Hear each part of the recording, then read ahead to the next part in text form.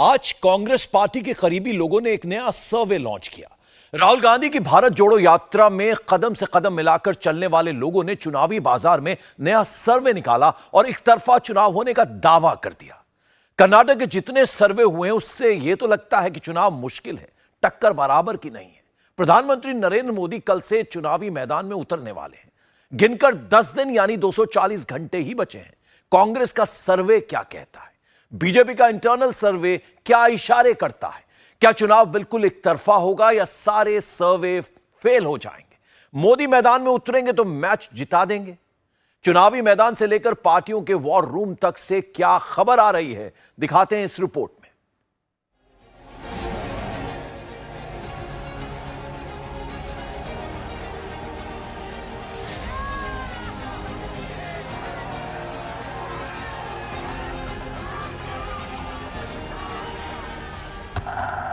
कर्नाटक में 10 सीट का खेला होगा।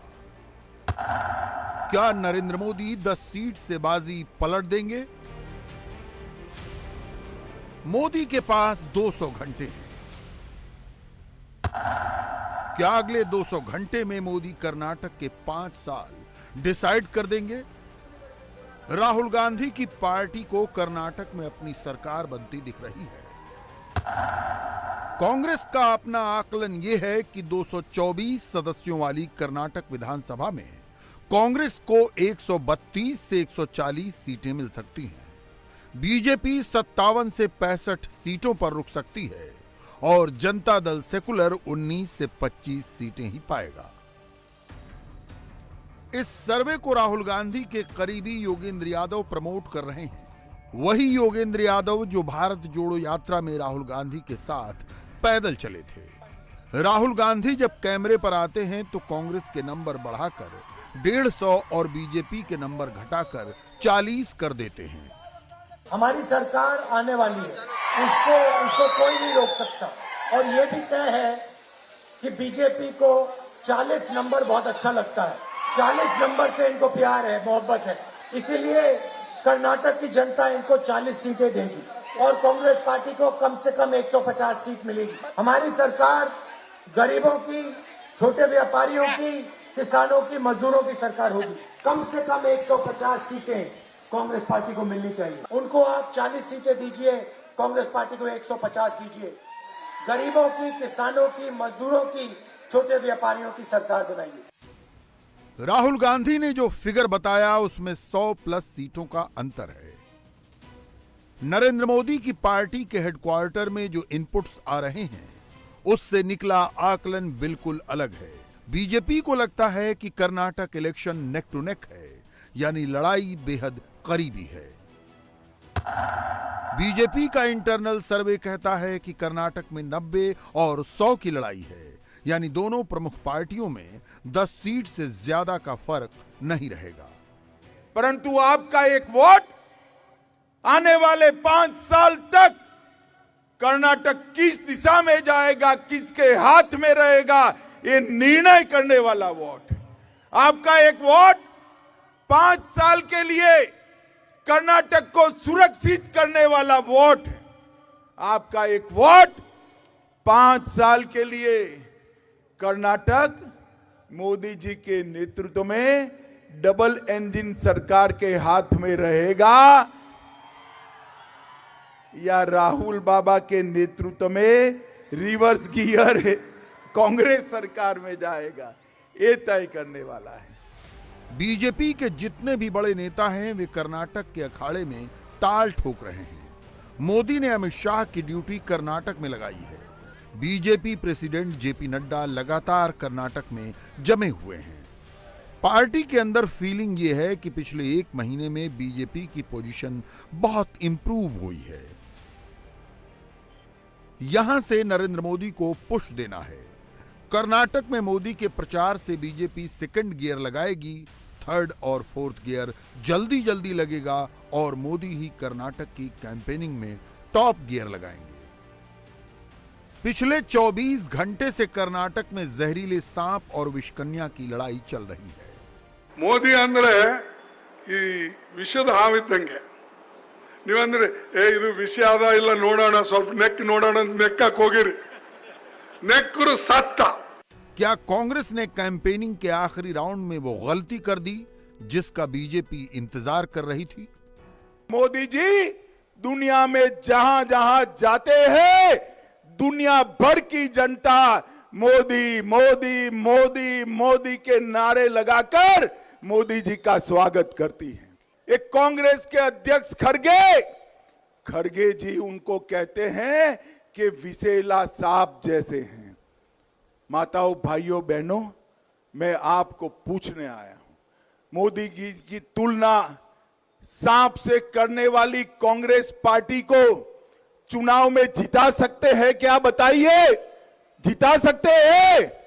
सोनिया गांधी जी कहती है मौत का सौदागर, प्रियंका गांधी कहती है नीची जाति के लोग, और ये कहते हैं विसेला सांप। अरे कांग्रेस वालों, आपकी मति मारी गई है, मति मारी गई है। मोदी जी को जितना भी गाली बोलोगे कमल इतना ही अच्छे से खिलकर बाहर आने वाला है। मित्रों, देश के सारे प्रधानमंत्रियों की सूची में एकमात्र प्रधानमंत्री ऐसा है जो गरीब के घर से पैदा होकर एक चाय बेचने वाले के बेटे के घर में पैदा हुआ और इस देश का प्रधानमंत्री बनकर करोड़ों गरीबों का कल्याण करने का काम हमारे नेता नरेंद्र मोदी जी ने किया है। जबान फिसली और सत्ता गई, ये एक बार नहीं कई बार प्रूव हो चुका है। मोदी को गाली देकर कांग्रेस 2022 में गुजरात हार गई। मोदी को गाली देकर कांग्रेस 2019 का चुनाव हार गई। मोदी को गाली देकर कांग्रेस 2014 का चुनाव हार गई। बीजेपी ने खरगे के बयान की औपचारिक शिकायत चुनाव आयोग से की है। ये कोई जबान फिसलने वाला विषय नहीं है। जानबूझकर 3-4 वाक्यों को इस तरीके से बोला गया है जो कांग्रेस के हेट कैंपेन का हिस्सा है। कांग्रेस को खड़गे जी के बयान की माफी मांगनी चाहिए और चुनाव आयोग को इसके ऊपर संज्ञान लेना चाहिए। इस तरह की मर्यादाहीन भाषा कभी भी नहीं बोली गई है, विशेष रूप से एक पार्टी के राष्ट्रीय अध्यक्ष द्वारा। चुनाव आयोग में शिकायत लेकर कांग्रेस भी पहुंची है। कांग्रेस पिछले 3 दिनों से सोशल मीडिया पर इस बयान को घुमा रही थी। हम आपको अमित शाह का वो बयान सुनाते हैं जिसकी शिकायत चुनाव आयोग से की गई है। अगर कांग्रेस गलती से भी आ गई, बहनें मेरी बात खास सुने, कांग्रेस घाटी में भी आ गई तो ऑल टाइम हाई करप्शन होगा, तुष्टीकरण होगा, ऑल टाइम हाई परिवारवाद होगा और कर्नाटक पूरा दंगे से ग्रस्त हो जाएगा। कर्नाटक में मुसलमान और गरीब कल्याण पहले से चल रहा है। कांग्रेस अध्यक्ष मल्लिकार्जुन खड़गे के बयान को अमित शाह ने ओबीसी और गरीब वोटर के साथ टैग कर दिया। अब नरेंद्र मोदी इसे कैसे भुनाएंगे ये आगे बताते हैं। उससे पहले कर्नाटक के अब तक के सारे सर्वे देख लीजिए। सर्वे नंबर 1, कांग्रेस को 106 से 116 सीटें मिलने का अनुमान है। बीजेपी को 79 से 89 सीटें मिल सकती हैं और जेडीएस 24 से 34 सीटों तक पहुंच सकती है। सर्वे नंबर 2, इसमें कांग्रेस को 98 से 108 सीटें, बीजेपी को 85 से 95 सीटें और जेडीएस को 28 से 33 सीटें मिलने की भविष्यवाणी की गई है। सर्वे नंबर 3, इसमें बीजेपी कांग्रेस से आगे दिख रही है। कांग्रेस 89 से 97 सीट, बीजेपी 98 से 109 सीट और जेडीएस 25 से 29 सीट। सर्वे नंबर 4 में भी बीजेपी के आगे होने की भविष्यवाणी की गई है। कांग्रेस 84 से 94 सीटें, बीजेपी 96 से 106 सीट, जेडीएस 29 से 34 सीट। सर्वे नंबर 5 के मुताबिक कर्नाटक में कांटे की लड़ाई है। कांग्रेस 95 से 105 सीट, बीजेपी 90 से 100 सीट और जेडीएस 25 से 30 सीट। कर्नाटक का मैजिक नंबर 113 है। 5 सर्वे के रिजल्ट को कंपाइल करें तो बीजेपी और कांग्रेस में 10 से 20 सीटों का ही फर्क दिखता है, यानी 10 सीटों का स्विंग परिणाम बदल देगा। अगले 10 दिन में मोदी को वही 10 सीटें जीतनी हैं। कर्नाटक के काम में लगे बीजेपी नेताओं ने मोदी के आने से पहले जमीन समतल कर दी है। सत्ता मार्ग के कंकड़ पत्थर चुन चुन कर किनारे हटा दिए गए हैं। बेलगावी से मोदी कमल खिलाने की शुरुआत करेंगे। ये तो सभी मान रहे हैं, यहां तक बीजेपी भी मान रही है कि कर्नाटक में वो पीछे थी। सिद्धरामैया और डीके शिवकुमार ने बसवराज बोम्मई सरकार को पानी पिला रखा था। 4% मुस्लिम आरक्षण खत्म करने का फैसला करके बीजेपी फाइट में आई और प्रधानमंत्री पर पर्सनल अटैक करके कांग्रेस ने सेल्फ गोल कर लिया। याद कीजिए, कांग्रेस के कुछ नेताओं ने इसी साल दिल्ली एयरपोर्ट पर मोदी के खिलाफ नारेबाजी की थी।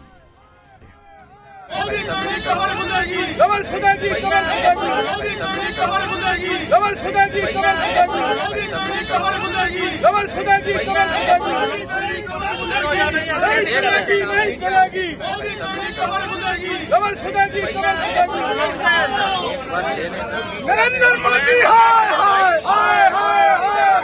मोदी जब जब करता है पुलिस को आगे करता है, मोदी जब जब करता है पुलिस को आगे करता है।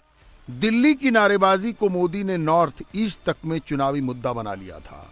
कर्नाटक में भी इसकी गूंज सुनाई पड़ सकती है। ये लोग बौखला गए हैं, ये लोग नए नए पैंतरे अपना रहे हैं।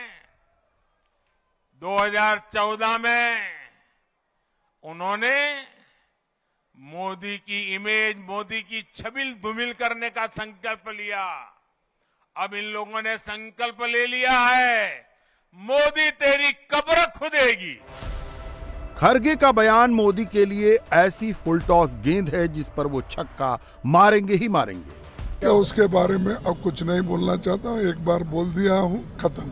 कि हमेशा वो ऐसी चीजें बोलते रहते हैं और दूसरों को पाठ पढ़ाते रहते हैं। अच्छे प्रधानमंत्री हर चुनाव को अलग तरीके से डील करते हैं, हर बार वो कुछ नया लेकर आते हैं। मोदी एग्जैक्टली वही नहीं करते जिसका अनुमान विरोधी लगाकर चलते हैं। तो कर्नाटक में मोदी क्या करने वाले हैं? धारवाड़ में होम मिनिस्टर अमित शाह के बयान पर अगर गौर करें तो उन्होंने मोदी के अपमान को ओबीसी के अपमान से जोड़ दिया। अब इसका नंबर गेम समझिए। 67% कर्नाटक में इतना बड़ा पिछड़ा वोट बैंक है। 17% लिंगायत और 14% वोक्कालिगा, यानी 31% वोट बैंक की चर्चा अक्सर होती है। लेकिन कर्नाटक में इनके अलावा भी ओबीसी जातियां हैं जिनके लिए बीजेपी यूपी मॉडल अपना रही है। कैटेगरी 1 सबसे पिछड़ा, इसमें उप्पारा और गोलस यानी दूध निकालने वाली जातियां हैं। कैटेगरी 2A अधिक पिछड़ा, कुरुबा यानी चरवाहा, इडगा यानी ताड़ी निकालने वाले, विश्वकर्मा, कुंबरा, देवांगा, मदीवाला, अगासा, तिगला और पतेगर। इस कैटेगरी में 100 के करीब पिछड़ी जातियां हैं। कैटेगरी 2B पिछड़े मुसलमान। कैटेगरी 3A में 12 से अधिक पिछड़ी जातियां हैं। इनमें वोक्कालिगा, रेड्डी, बलिजा, बंट्स और कोडवास शामिल हैं। कैटेगरी 3B में वीरशैव लिंगायत को रखा गया है। यूपी बिहार में 27% का एक मुश्त ओबीसी कोटा है। कर्नाटक में हर कैटेगरी और सब कैटेगरी के लिए अलग अलग कोटा है। कैटेगरी 2A के तहत मिलने वाले 4% मुस्लिम आरक्षण को खत्म करके बीजेपी ने 2% का कोटा कैटेगरी 3A यानी वोक्कालिगा में जोड़ दिया और 2% का कोटा कैटेगरी 3A यानी वीरशैव लिंगायत में बढ़ा दिया। कर्नाटक में बीजेपी का यही सबसे बड़ा गेम है जिससे 67% ओबीसी वोटर प्रभावित हो रहे हैं। मोदी आएंगे तो इस गणित को आसान भाषा में समझाएंगे। अभी कर्नाटक के लोगों को येदियुरप्पा, जेपी नड्डा और अमित शाह समझा रहे हैं। मुझे बताया गया कि गृह मंत्री जी पर कल केस किया गया और उन्होंने कहा गया कि ये सिद्धारमैया के टाइम पर दंगे हुए। तो दंगे तो हुए ही थे, 80 कम्युनल राइट्स हुए तो कांग्रेस के टाइम में हुए, ये आपको ध्यान में रखना चाहिए। और आज जब से येडियुरप्पा जी की और बोम्मई जी की सरकार आई है, अमित शाह जी ने पीएफआई पर ठोस आधार पर बैन लगा दिया है। गैर राष्ट्रवादी लोगों को कोई जगह भारत में नहीं है। ऐसे लोगों को जेल के पीछे डालने का काम किया तो वो हमारी सरकार ने किया है, इस बात को ध्यान में रखिए। ये आज के कर्नाटक की तस्वीर है। राहुल गांधी रोड शो करते हैं तो उसमें भी भीड़ आती है।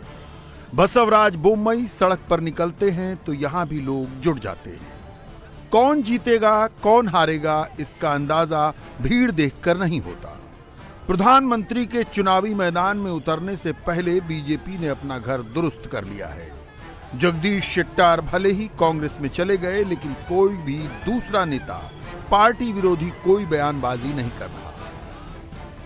कांग्रेस ने चुनाव लोकल रखने की कोशिश की, लेकिन बीजेपी ने इसे नेशनल बना ही दिया। मोदी से गांधी परिवार तक ले जाएंगे, क्योंकि कर्नाटक का चुनाव जितना नेशनल होगा, कर्नाटक में जितना मोदी मोदी होगा, मोदी की पार्टी को उतना ही फायदा होगा। इंडिया टीवी हर वक्त हर जगह डाउनलोड करने के लिए सर्च करें India TV news Google play store या ऐप स्टोर पर।